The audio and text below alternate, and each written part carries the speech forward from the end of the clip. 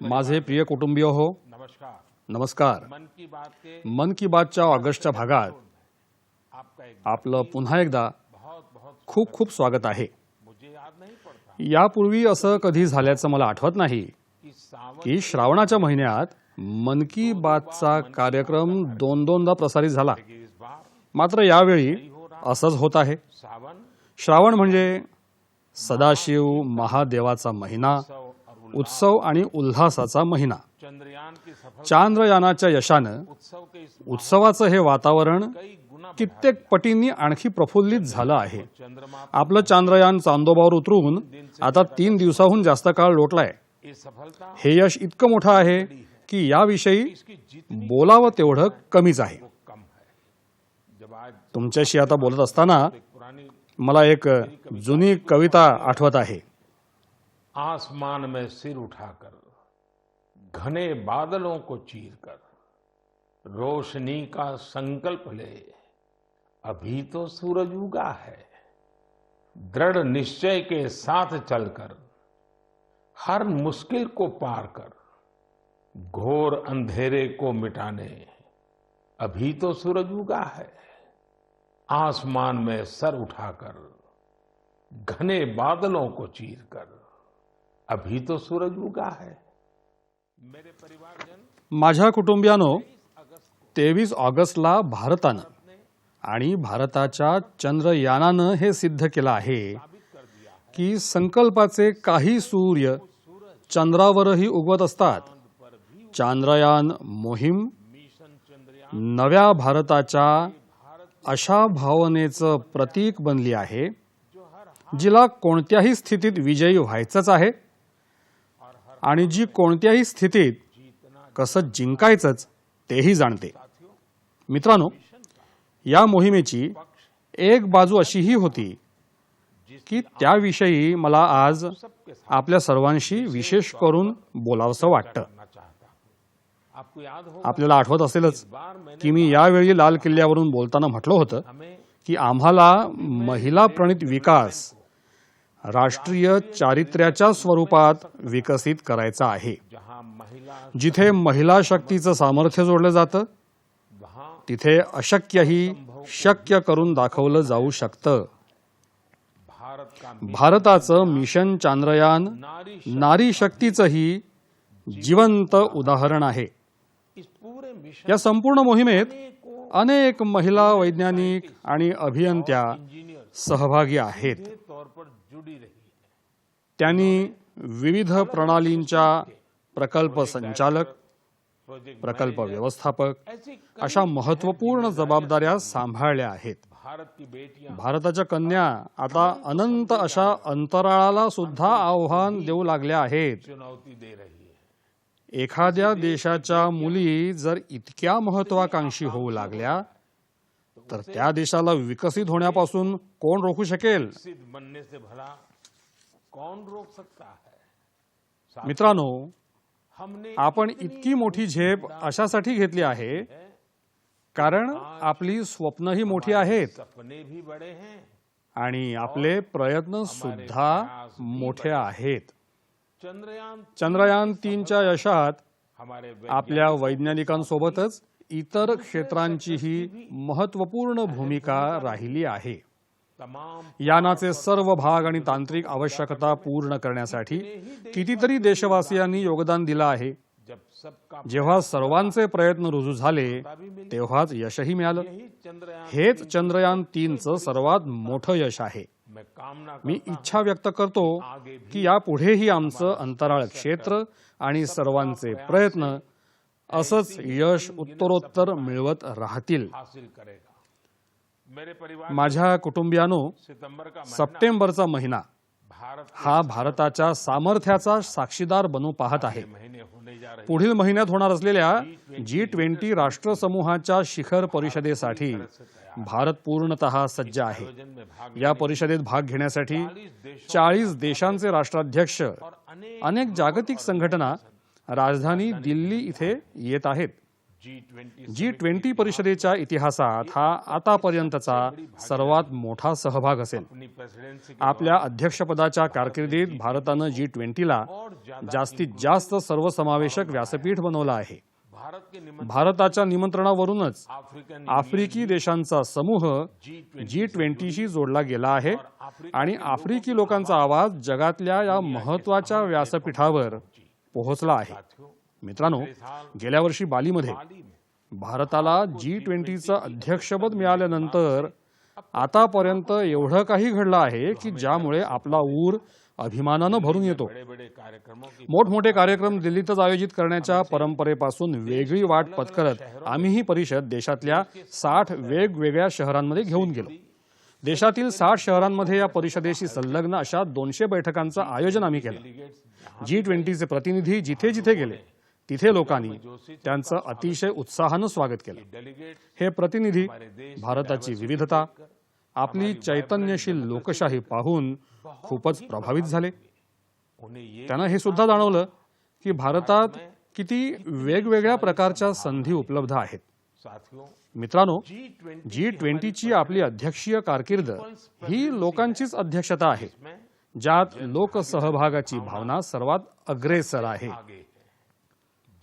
G20चे जे 11 कार्यकारी गट होते त्यात शिक्षण तज्ञ, नागरी समाज, युवा वर्ग, महिला, आपले खासदार, व्यावसायिक उद्योजक आणि नागरी प्रशासन यांच्याशी निगडीत असलेल्या लोकांनी अत्यंत महत्त्वपूर्ण भूमिका बजावली आहे. या निमित्तानं देशभरात ज्या कार्यक्रमांचं आयोजन होत आहे त्यात कोणत्या न कोणत्या स्वरूपात जवळपास 1.5 कोटींहून जास्त लोक सहभागी झाले आहेत. लोकसहभागाच्या आपल्या या प्रयत्नात एक नाही तर 2 जागतिक विक्रम झाले आहेत. वाराणसीत झालेल्या G20 प्रश्नमंजुषा कार्यक्रमात 800 शाळांच्या 1.25 लाख विद्यार्थ्यांनी घेतलेल्या सहभागानं नव्या जागतिक विक्रमाची नोंद झाली. दुसरीकडे लंबानी कारागिरांनी कमाल करून दाखवली. 450 कारागिरांनी सुमारे 1800 अनोख्या पॅचेसचं म्हणजे कलात्मक कापडी तुकड्यांचं विस्मयकारक संकलन करून आपल्या कौशल्याचा आणि कलाकुसरीचा परिचय करून दिला. G20 मध्ये आलेले सर्व प्रतिनिधी आपली कारागिरीतील वैविध्य पाहून आश्चर्यचकित झाले. असाच एक शानदार कार्यक्रम सुरत इथे आयोजित करण्यात आला होता. साडी घालून चालण्याच्या वॉकॅथॉन स्पर्धेत 15 शहरांमधल्या 15,000 महिलांनी सहभाग घेतला. या कार्यक्रमामुळे सुरतच्या वस्त्रोद्योगाला तर चालना मिळालीच, शिवाय व्होकल फॉर लोकल म्हणजे स्थानिक वस्तूंचा आग्रह या भावनेलाही बळ मिळालं आणि स्थानिक वस्तू जागतिक होण्याचाही मार्ग सापडला. श्रीनगरमध्ये G20ची बैठक झाल्यानंतर काश्मीरला भेट देणाऱ्या पर्यटकांची संख्याही वाढल्याचं दिसत आहे. मी सर्व देशवासियांना आवाहन करतो की या सर्वजण मिळून G20 परिषदेला यशस्वी करूया, देशाचा मान वाढवूया. माझ्या कुटुंबियांनो, मन की बातच्या भागांमध्ये आपण नेहमीच आपल्या युवा पिढीच्या सामर्थ्याची चर्चा करत आलो आहोत. आज क्रीडा हे एक असं क्षेत्र आहे की ज्यात आपले तरुण खेळाडू निरंतर नवीन यश मिळवत आहेत. आज मन की बात मध्ये मी अशा एका क्रीडा स्पर्धेची चर्चा करणार आहे ज्यात आपल्या खेळाडूंनी विजयी पताका फडकवली आहे. काही दिवसांपूर्वी चीनमध्ये जागतिक विद्यापीठ क्रीडा स्पर्धा पार पडल्या. या स्पर्धेत यावेळी भारताची कामगिरी आजवरची सर्वोत्कृष्ट राहिली. आपल्या खेळाडूंनी एकूण 26 पदकं जिंकली, ज्यात 11 सुवर्ण पदकं होती. आपल्याला हे जाणून बरं वाटेल की 1959 पासून आतापर्यंत जितक्या जागतिक विद्यापीठ क्रीडा स्पर्धा झाल्या आहेत त्यात भारतानं आतापर्यंत जिंकलेल्या सर्व पदकांची संख्या मोजली तरीही ती 18 पर्यंतच भरते. इतक्या दशकांमध्ये केवळ 18 पदकं, तर आता देशानं एकाच वेळी 26 पदकं जिंकली आहेत. म्हणूनच जागतिक विद्यापीठ क्रीडा स्पर्धेत पदकं जिंकलेले काही खेळाडू, विद्यार्थी माझ्यासोबत दूरध्वनीवर संवाद साधत आहेत. मेरे साथ जुड़े हुए हैं। मी सर्वप्रथम सबसे पहले आपल्याला या सर्वांची ओळख करून देतो. यूपी की रहने उत्तर प्रदेशची रहिवासी असलेल्या प्रगतीनं तिरंदाजीत पदक जिंकलंय. असम का रहने आसामचा रहिवासी असलेल्या अमलाननं ॲथलेटिक्समध्ये पदक जिंकलं आहे. उत्तर प्रदेशची रहिवासी असलेल्या प्रियांकानं रेस वॉकमध्ये पदक जिंकलंय. महाराष्ट्राची रहिवासी अभिज्ञानं ने नेमबाजीत पदक जिंकलं आहे. मेरे प्यारे युवा खिलाड़ियों, नमस्कार। नमस्ते सर। मुझे आपसे बात करके बहुत अच्छा लग रहा है। मैं सबसे पहले भारत की यूनिवर्सिटीज में से सिलेक्ट की गई टीम, आप लोगों ने जो भारत का नाम रोशन किया है, इसलिए मैं आप सबको बधाई देता हूं। आपने वर्ल्ड यूनिवर्सिटी गेम्स में अपने प्रदर्शन से हर देशवासी का सिर गर्व से ऊंचा कर दिया है। तो सबसे पहले तो मैं आपको बहुत बहुत बधाई देता हूं। प्रगति में इस बातचीत की शुरुआत आपसे कर रहा हूं। आप सबसे पहले मुझे बताइए कि 2 मेडल जीतने के बाद आप जब यहां से गई तब ये सोचा था क्या, और इतना बड़ा विजय प्राप्त किया तो महसूस क्या हो रहा है? तो बहुत प्राउड फील कर रही थी मैं। मुझे इतना अच्छा लग रहा था कि मैं अपने देश का झंडा इतना ऊंचा लहरा के आई हूँ कि एक बार तो ठीक है गोल्ड फाइट में पहुंचे थे, उसको लूज किया था तो रिग्रेट हो रहा था, पर दूसरी बार यही था दिमाग में कि अब कुछ हो जाए, ये इसको नीचे नहीं जाने देना है, इसको हर हाल में सबसे ऊंचा लहरा के ही आना है। जब हम फाइट को लास्ट में जीते थे तो वहीं पोडियम पे हम लोग ने बहुत अच्छे से सेलिब्रेट किया था। वो मोमेंट बहुत अच्छा था। इतना प्राउड फील हो रहा था कि मतलब हिसाब नहीं था उसका। प्रगति, आपको तो फिजिकली बहुत बड़े प्रॉब्लम आए थे, उसमें से आप उभर करके आई। ये अपने आप में देश के नौजवानों के लिए बड़ा इंस्पायरिंग है। क्या हुआ था आपको? सर 5 मई 2020 में मुझे सर ब्रेन हैमरेज हुआ था। मैं वेंटिलेटर पे थी। कुछ कंफर्मेशन नहीं थी कि मैं बचूंगी कि नहीं, और बची तो कैसे बचूंगी, बट इतना था कि हाँ मुझे अंदर से हिम्मत थी कि मैंने जाना है, वापस ग्राउंड पर खड़े होना है, एरो चलाने। मेरे को मेरी जिंदगी बचाई है तो सबसे बड़ा हाथ भगवान का, उसके बाद डॉक्टर का, फिर आर्चरी का। हमारे साथ अमलान भी है। अमलान, जरा बताइए आपकी एथलेटिक के प्रति इतनी ज्यादा रुचि कैसे डेवलप की? जी नमस्कार सर। नमस्कार नमस्कार। सर एथलेटिक्स के प्रति तो पहले उतनी रुचि नहीं थी, पहले हम फुटबॉल में थे ज़्यादा, बट जैसे जैसे मेरे भाई का एक दोस्त है तो उन्होंने मेरे को बोला कि अमलान तुम्हें एथलेटिक्स में कंपटीशन में जाना चाहिए। तो मैंने सोचा चलो ठीक है। तो पहला जब मैंने स्टेट मीट खेला तो मैं हार गया उसमें, तो हार मुझे अच्छी नहीं लगी, तो ऐसे करते करते मैं एथलेटिक्स में आ गया। फिर ऐसे ही धीरे धीरे अभी मजा आने लग रहा है, तो ऐसे ही मेरा रुचि बढ़ गया। अमलान, जरा बताइए ज्यादातर प्रैक्टिस कहाँ की? ज्यादातर मैंने हैदराबाद में प्रैक्टिस की है, साई रेड्डी सर के अंडर। फिर उसके बाद में भुवनेश्वर में शिफ्ट हो गया, तो उधर से मेरा प्रोफेशनली स्टार्ट हुआ सर।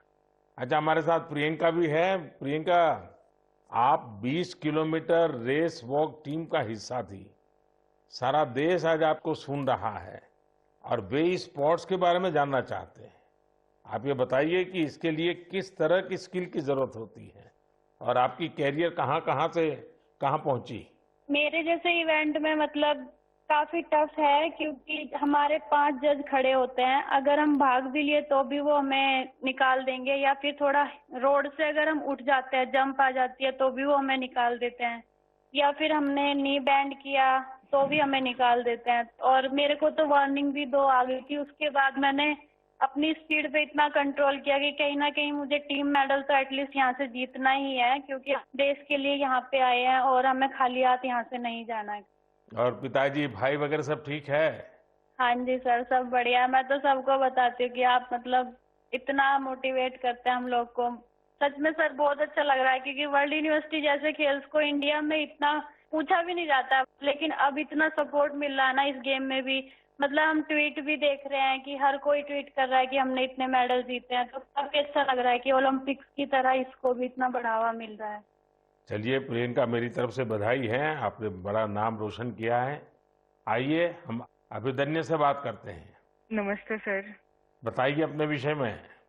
सर मैं प्रॉपर कोल्हापुर महाराष्ट्र से हूँ। मैं शूटिंग में 25 मीटर स्पोर्ट्स पिस्टल और 10 मीटर एयर पिस्टल दोनों इवेंट करती हूँ। मेरे माता पिता दोनों एक हाई स्कूल टीचर है, तो मैंने 2015 में शूटिंग स्टार्ट किया। जब मैंने शूटिंग स्टार्ट किया तब उधर कोल्हापुर में उतनी फैसिलिटीज नहीं मिलती थी। बस से ट्रैवल करके पेट वडगांव से कोल्हापुर जाने के लिए 1.5 घंटा लगता है, तो वापस आने के लिए 1.5 घंटा और 4 घंटे की ट्रेनिंग। तो ऐसे 6-7 घंटे तो आने जाने में और ट्रेनिंग में जाते थे, तो मेरी स्कूल भी मिस होती थी। तो फिर मम्मी पापा ने बोला कि बेटा एक काम करो, हम आपको सैटरडे संडे को लेके जाएंगे शूटिंग रेंज के लिए और बाकी टाइम आप दूसरे गेम्स करो। तो मैं बहुत सारे गेम्स करती थी बचपन में, क्योंकि मेरे मम्मी पापा को दोनों को खेल में काफी रुचि थी, लेकिन वो कुछ कर नहीं पाए। फाइनेंशियल सपोर्ट उतना नहीं था और उतनी जानकारी भी नहीं थी। इसलिए मेरी माताजी का बड़ा सपना था कि देश को रिप्रेजेंट करना चाहिए और फिर देश के लिए मेडल भी जीतना चाहिए। तो मैं उनकी ड्रीम कंप्लीट करने के लिए बचपन से काफी खेलकूद में रुचि लेती थी। और फिर मैंने ताइक्वांडो भी किया है, उसमें भी ब्लैक बेल्ट हूँ, और बॉक्सिंग, जूडो और फेंसिंग और डिस्कस थ्रो, ऐसे बहुत सारे गेम करके फिर मैं 2015 में शूटिंग में आ गई। फिर 2-3 साल मैंने बहुत स्ट्रगल किया और फर्स्ट टाइम मेरा यूनिवर्सिटी चैंपियनशिप के लिए मलेशिया सिलेक्शन हो गया और उसमें मेरा ब्रॉन्ज मेडल आया। तो उधर से एक्चुअली मुझे पुश मिला।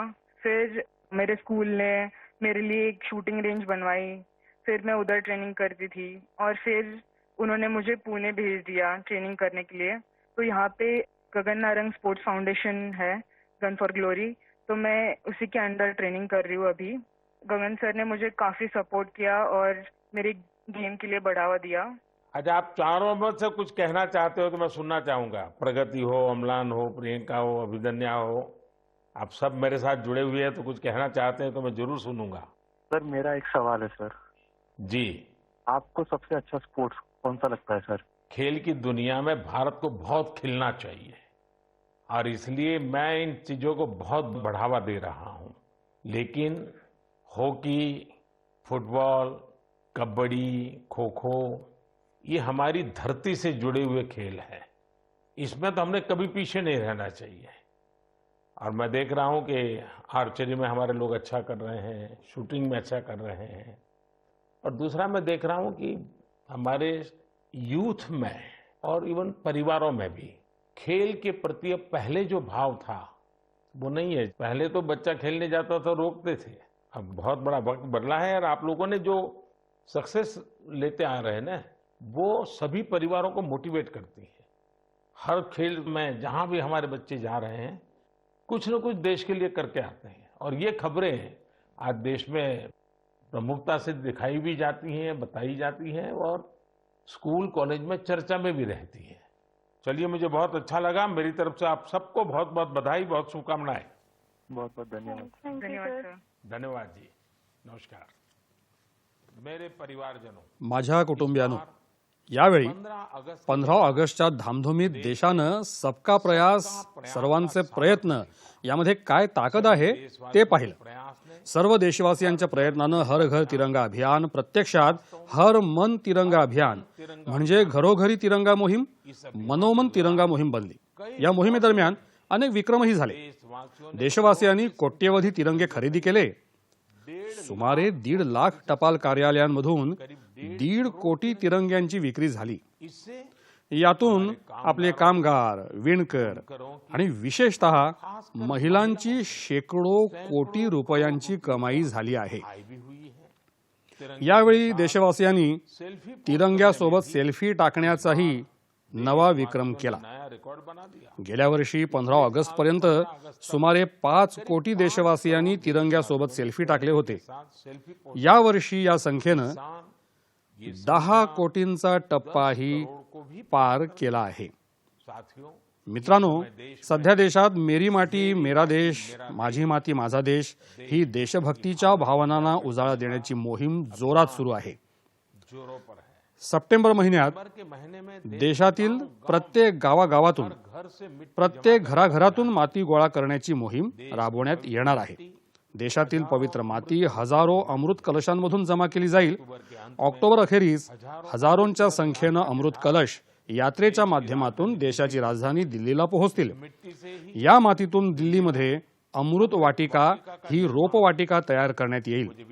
मला विश्वास वाटतोय की प्रत्येक देशवासियाच्या प्रयत्नांनी ही मोहीम सुद्धा यशस्वी होईल.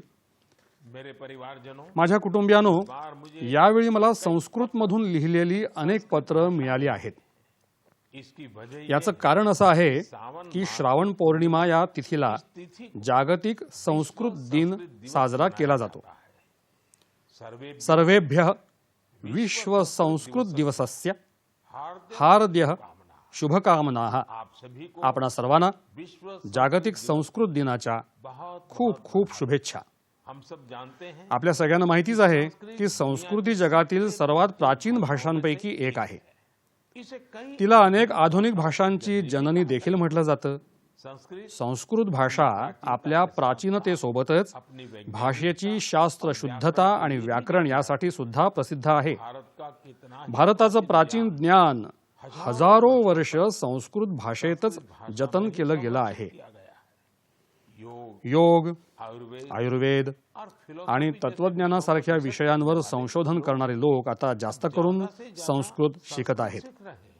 कई संस्था अनेक संस्थाही या दिशेनं चांगलं काम करत आहेत. अच्छा काम कर रहे हैं, जसं जैसे कि योगसाठी संस्कृत, फाउंडेशन, आयुर्वेदासाठी संस्कृत आणि बौद्ध धर्मासाठी संस्कृत यासारखे अनेक पाठ्यक्रम संस्कृत प्रमोशन फाउंडेशन चालवत आहे. संस्कृत भारत, संस्कृत भारती लोकांना संस्कृत शिकवण्याची मोहीम राबवते.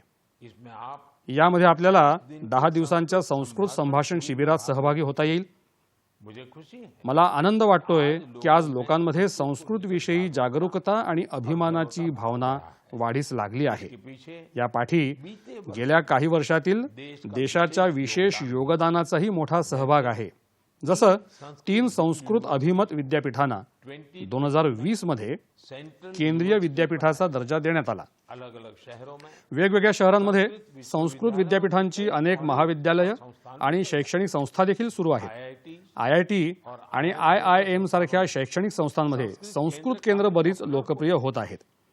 साथियों, मित्रांनो, अनेकदा तुम्ही एक गोष्ट अनुभवली असेल.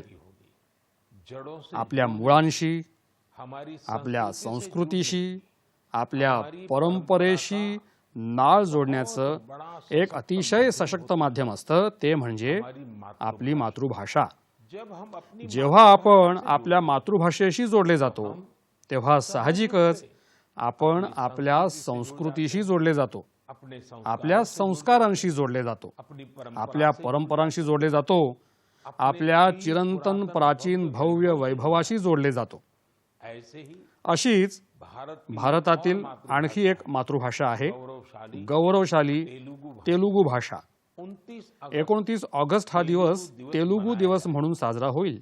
अंदरिकी अंदरिकी तेलुगू भाषा दिनोत्सव शुभाकांक्षलू. आप सभी को तेलुगू दिनानिमित्त तुम्हा सर्वांना खूप खूप शुभेच्छा.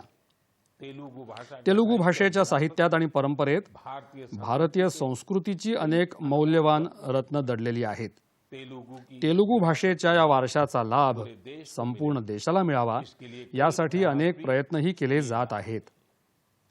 मेरे परिवार माझ्या कुटुंबियांनो, मन की बात मन की बातच्या अनेक भागांमध्ये आपण पर्यटनाबद्दल बोललो आहोत.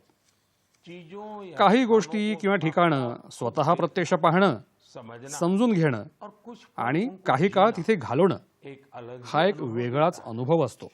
कोई समंदर का समुद्राचं कुणी कितीही वर्णन केलं तरी समुद्र प्रत्यक्ष पाहिल्याशिवाय त्याची विशालता जाणवू शकत नाही.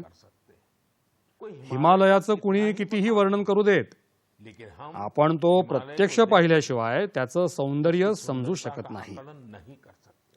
म्हणूनच मी नेहमी सर्वांना विनंती करतो से आग्रह करता की जेव्हा जेव्हा संधी मिळेल मिले तेव्हा आपण आपल्या देशातील सौंदर्य आणि विविधता पाहण्यासाठी त्या त्या ठिकाणी अवश्य भेट दिलीच पाहिजे. अक्सर अनेकदा आपण आणखी एक गोष्ट पाहतो हम भले की आपण भलेही जगाच्या कानाकोपऱ्यात फिरून येतो, लेकिन मात्र आपल्या स्वतःच्याच शहर किंवा राज्यातील अनेक उत्तमोत्तम ठिकाणांविषयी आणि गोष्टींबद्दल आपण अनभिज्ञ असतो. कई बार ऐसा अनेक वेळा असंही होतं की लोकांना आपल्या शहरातील ऐतिहासिक ठिकाणांबद्दल फारशी माहितीच नसते. ऐसा ही कुछ असंच काहीसं धनपाल जी धनपालजींच्या सोबत झालं. धनपाल जी धनपालजी बेंगलुरु कर्नाटकात बंगळुरूमधील परिवहन कार्यालयात ड्राइवर का काम चालक म्हणून काम करायचे. करीब 17 सुमारे 17 वर्षांपूर्वी त्यांना साईट सीइंग विंग जिम्मेदारी मिली. म्हणजे स्थलदर्शन विभागाची जबाबदारी देण्यात आली होती. यालाच आता सर्वजण बंगळुरू दर्शिनी या नावानं ओळखतात. धनपाल जी पर्यटन धनपालजी पर्यटकांना शहरातील विविध पर्यटन स्थळी घेऊन जायचे. ऐसी ही अशाच एका सहलीच्या वेळी किसी टूरिस्ट एका पर्यटकानं त्यांना विचारलं की बंगळुरूमध्ये टाकीला सेंकी टाकी असं का म्हणतात. उन्हें बहुत ही आपल्याला या प्रश्नाचं उत्तर माहीत नाही याचं त्यांना खूप वाईट वाटलं. मग असंच त्यांनी स्वतःचं ज्ञान वाढवण्यावर भर दिला. किया. अपनी आपला वारसा जाणून घेण्याच्या वेळापायी त्यांना अनेक दगड आणि शिलालेख सापडले. इस काम या कामात धनपालजींचं मन इतकं रमलं की त्यांनी एपिग्राफी एपिग्राफी या विषयामध्ये म्हणजेच शिलालेखांशी संबंधित विषयात डिप्लोमा पदविका सुद्धा मिळवली. आता जरी ते निवृत्त झाले असले लेकिन तरी बंगळुरूचा इतिहास खणून काढण्याचा त्यांचा छंद आजही अव्याहतपणे सुरूच आहे. साथियों मित्रांनो, मला ब्रायन डी खारप्रण यांच्याविषयी सांगताना अत्यंत आनंद होत आहे. ये मेघालय के ते मेघालयचे निवासी आहेत और उनकी आणि त्यांना स्पेलिओलॉजीमध्ये खूप रस आहे. दिलचस्पी है. सरल सोप्या भाषेत सांगायचं तर स्पेलिओलॉजी म्हणजे गुहांचा लेण्यांचा अभ्यास. वर्षों पहले काही वर्षांपूर्वी त्यांच्यात ही आवड तेव्हा पहिल्यांदा निर्माण झाली स्टोरी बुक्स जेव्हा त्यांनी कथांची अनेक पुस्तकं वाचली. 1964 मध्ये त्यांनी शाळकरी मुलगा म्हणून आपली पहिली शोध मोहीम राबवली. 1990 मध्ये त्यांनी आपल्या मित्रांसोबत मिळून एक संघटना स्थापन केली आणि त्याद्वारे ते मेघालयमधील अज्ञात गुहांची माहिती शोधू लागले. पता लगाना शुरू किया. पाहता पाहता देखते ही देखते त्यांनी त्यांच्या सहकाऱ्यांसोबत मेघालयातील 1700हून जास्त गुहा शोधल्या गुफाओं की खोज आणि मेघालय राज्याला गुहांच्या लेण्यांच्या जागतिक नकाशावर नेऊन ठेवलं. भारत की सब भारतातील काही सर्वात दीर्घ आणि खोल गुहा मेघालयामध्ये आहेत. में मौजूद है. ब्रायनजी आणि त्यांच्या चमूनं की टीम ने केव फाउना फोना म्हणजेच गुहांमधील अशा जीवसृष्टीची माहिती सुद्धा कागदोपत्री शब्दबद्ध केली आहे दुनिया में जे जीव जगात इतरत्र कुठेही आढळत नाहीत. मैं इस पूरी या संपूर्ण चमूच्या प्रयत्नांचं मी कौतुक करतो. साथ ही त्यासोबतच मी आपणा सर्वांना मेघालयच्या लेण्यांना गुहांना भेट देण्याची विनंती करतो. जरूर बनाए. मेरे परिवार माझ्या कुटुंबियानो, तुम्हा सर्वांना माहिती आहेच की डेअरी दुग्ध उत्पादन व्यवसाय क्षेत्र आपल्या देशातील सर्वात महत्वाच्या क्षेत्रांपैकी एक आहे. माताओं और बहनों आपल्या माता भगिनींच्या आयुष्यात मोठा बदल घडवून आणण्यात या क्षेत्राची तर महत्वाची भूमिका राहिली आहे. कुछ ही दिनों पहले काही दिवसांपूर्वी मला गुजरातच्या बनास डेअरीच्या एका विशेष उपक्रमाविषयी माहिती मिळाली. Banas dairy Banas dairy Asia हे आशियातील सर्वात मोठं दुग्धालय दुग्धशाळा मानली जाते. इथे दररोज सरासरी 75 लाख लिटर दुधावर प्रक्रिया केली जाते. इसके बाद यानंतर हे दूध इसे दूसरे इतर राज्यांमध्ये देखील पाठवलं जातं. दूसरे राज्यों में इतर राज्यांमध्ये दूध वेळेवर पोहोचवण्यासाठी समय पर आजवर टँकर किंवा दुधाच्या गाड्यांची अभी तक मिल्क ट्रेन्सची मदत घेतली जायची. ट्रेनों का सहारा लिया जाता. मात्र यामध्ये देखील भी चुनौतियां आव्हानं काही कमी नव्हती. एक तो यह एकतर इथे दुधाच्या चढ उताराला खूप वेळ लागायचा. समय बहुत लगता. त्यात अनेक वेळा दूध नासूनही जायचं. दूध भी खराब हो जाता. या समस्येवर मात समस्या को करण्यासाठी दूर करने के लिए भारतीय रेल्वेनं रेल्वे एक नवा प्रयोग केला. रेल्वेनं पालनपूर ते न्यू रेवाडी पर्यंत ट्रक ऑन ट्रॅक ही सुविधा सुरू केली. इसमें यामध्ये दुधाचे ट्रक थेट रेल्वे गाडीवर चढवले जातात. यानी म्हणजेच त्यामुळे वाहतुकीची मोठी समस्या दूर झाली. ट्रक ऑन ट्रॅक सुविधेचे परिणाम अतिशय समाधानकारक दिसून आले आहेत. पहले जिस पूर्वी दूध पोहोचायला जे 30 तास लागायचे लग जाते ते आता निम्म्याहून कमी वेळात पोहोचत आहे. कम समय में पहुंच रहा है. यामुळे इससे जहां एकीकडे इंधनामुळे होणारं प्रदूषण थांबलं आहेच, तर दुसरीकडे इंधन खर्चातही बचत होत आहे. इसे बहुत याचा मोठा फायदा ट्रक चालकांना होत आहे. उनका जीवन त्यांचं जीवन सोपं सुकर झालं आहे. मित्रांनो, सामूहिक प्रयत्नांमुळे आज आपल्या दुग्धशाळाही आधुनिक विचारांनिशी पुढे जात आहेत.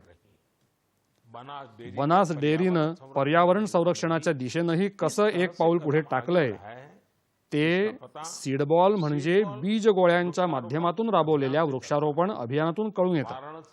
वाराणसी मिल्क युनियन, वाराणसी दूध संघ आपल्या दुग्ध उत्पादक शेतकऱ्यांचं उत्पन्न वाढवण्यासाठी शेणखत व्यवस्थापनावर काम करते. केरळच्या मलबार दूध संघ डेअरीचा प्रयत्नही असाच अनोखा आहे. ही डेअरी प्राण्यांच्या आजारावर उपचार करण्यासाठी आयुर्वेदिक औषधं विकसित करण्यासाठी झटत आहे. मित्रांनो, आज असे अनेक लोक अर्थार्जनासाठी दुग्ध व्यवसाय स्वीकारून त्यात वैविध्य आणत आहेत. राजस्थानमधील कोटा इथे डेअरी फार्म चालवत असलेल्या अमनप्रीत सिंग बद्दल सुद्धा तुम्ही अवश्य जाणून घ्यायला हवं. त्यांनी दुग्ध व्यवसायासोबतच बायोगॅसवरही लक्ष केंद्रित करून 2 बायोगॅस अर्थात जैववायू प्रकल्प उभारले. त्यामुळे त्यांचा विजेवर होणारा खर्च सुमारे 70% कमी झाला. त्यांचा हा प्रयत्न देशभरातील दुग्ध उत्पादक शेतकऱ्यांना प्रेरणा देणारा आहे. आज अनेक मोठ्या डेअरीज बायोगॅसवर भर देत आहेत. या प्रकारचे समाजाकडून चालवले जाणारे मूल्यवर्धनाचे म्हणजेच दर्जावर्धनाचे प्रकल्प अतिशय उत्साहजनक आहेत. मला विश्वास वाटतो की देशभर अशा प्रकारच्या उपक्रमांची लाट नेहमीच सुरू राहील. माझ्या कुटुंबियांनो, मन की बात मध्ये आज बस एवढंच. आता सणांचा हंगामही आलाच आहे. तुम्हा सर्वांना रक्षाबंधनाच्या हार्दिक शुभेच्छा आधीच देतो. उत्सव साजरा करताना व्होकल फॉर लोकल अर्थात स्थानिक वस्तूंचा आग्रह हा मंत्र आपल्याला लक्षात ठेवायलाच हवा. आत्मनिर्भर भारत अभियान, स्वावलंबी भारताचा निर्धार ही प्रत्येक देशवासियाची स्वतःची मोहीम आहे. आणि जेव्हा सणासुदीचा काळ असतो तेव्हा तर आपण आपली श्रद्धास्थानं आणि आजूबाजूचा परिसर स्वच्छ ठेवलाच पाहिजे. शिवाय कायम तो स्वच्छ ठेवायला पाहिजे. पुढच्या वेळी पुन्हा तुमच्यासोबत मन की बात होईल. काही नवीन विषय घेऊन भेटूयात. आपल्या देशवासियांच्या काही नवीन प्रयत्नांबद्दल, त्यांच्या यशाबद्दल मनापासून भरभरून बोलूया. तोपर्यंत मला निरोप द्या. खूप खूप धन्यवाद. नमस्कार.